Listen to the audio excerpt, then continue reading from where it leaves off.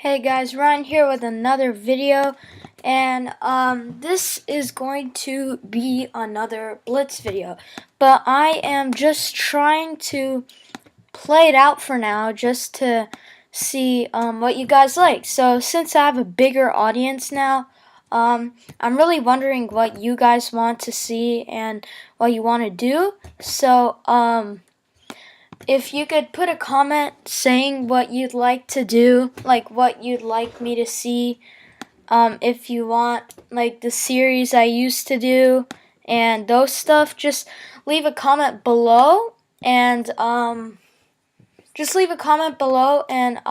take in your suggestions and try to create something out of them. So this video is just explaining like the normal stuff and how I can look forward to the future. And I just want to say that I've received huge support over the last few days, and because of this I'll be uploading much more frequently. And yeah, so just leave a comment below and tell me what you want to see. So to get on to the game, I'm just trying to make it boring. I'm really going to try to explain the position to you guys. If I do more blitzes, unfortunately for this one, the time control is really low, so I can't really do that. But here, I'll try to go for the sacrifice, and then I'll show you some of my input. So my position is pretty attacking, and I don't want to let him go, so I'm going to go knight f5, piling pressure on that bishop, and I'm going to open up my queen and my rook to attack his bishop once I take either here or this knight, because he has to take it or else this bishop is gone and this pawn is gone. So I'm just really piling pressure up on him, and there's not much he can do. In these positions, you have to try to get away with castling, but here he tried to castle, but here I can just take here, and I'm up an exchange and a pawn. I'll go deeper into this after the game. So now I'm just completely winning, and the thing you need to do when you're winning is you need to trade pieces.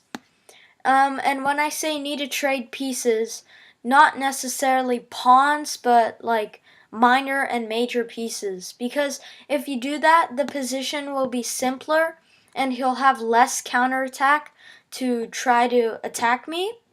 And then I can easily win the game. So say I'm up a knight and I trade all my pawns. Then I'll be left in an ending with like a bishop and a knight versus a bishop, and that's basically a draw. But say whereas I have a knight and 3 pawns versus his 3 pawns, it's an easy win for me. So what you have to do is you have to trade pieces, not necessarily pawns, but other ones like minor pieces. And that's basically how you're going to win with more material. And there are a lot of books and like books with rules that explain these. I recommend the first book of Paul Morphy. That's how I learned. But yeah, this is just winning for me, and I'm kind of slowly converting it as I talk to you about this. So I'm threatening to take this because of this pin here, and he has to move his king back, and then I can just swing my rooks in and move my bishop somewhere. So yeah, this is just a simple win of maneuvering your pieces. I'm just moving my bishop back and maybe trying to take this pawn, as well as my rooks are free and opened. And yeah, so as I said before, this is more of just like an explaining video, because I just hit 400 subscribers. I'm really happy about that.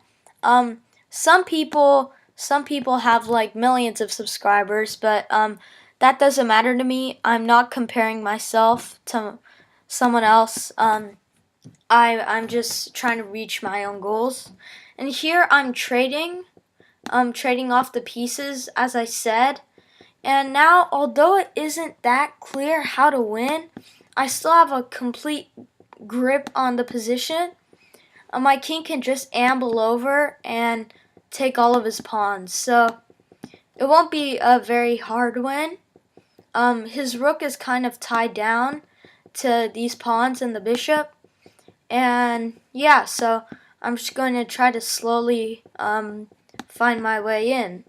So I'm just going to push this pawn, and rook here is a mating idea, and he doesn't see it. So yeah, so he forfeits on time, but so let me show you more insight about this. So this is just a boring opening. I'm trying to make it boring. So first more to you, and second of all, there'll be more action in it later on. So you have to really castle here. Here you need a castle.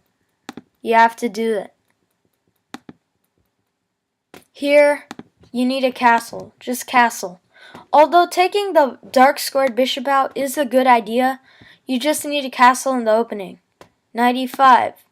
You need a castle. Doesn't matter. Just castle. And this is basically his last opportunity to castle. If he does, then the game would be actually normal. Like, I would kick his knight off, he would go back, and I'd just go here, and we'd have a game. He can try to break in, something like this, but he never castled, and that's the reason why I got a much better position. Now in these positions, when you have a queen and a rook lined up right in front of his king, you have to try to open things up. Now actually, this doesn't seem like a bad move either, because once you take and take, there isn't really a way to defend this bishop. If you go like bishop here, these positions are extremely hard to play because your king is in the center and also your pawn's weak. If you want to defend this knight, yeah, this is also losing. So that's also a move. And these I was talking about you have to castle here. This is like probably the best move by a mile, because once I take, you move your rook here, my queen has to go all the way back, and then his queen just goes in for my king. But these are just some ideas in the opening, and so I put more pressure on him, and yeah, the game is pretty easy after that. So the point of this video was just like a video to see what you guys wanted from me. Just leave it in the comments below, and I'll look at your suggestions and try to incorporate them into something, maybe like a series or something. And yeah, so thanks on 400 subscribers, and I'll see you later. Bye.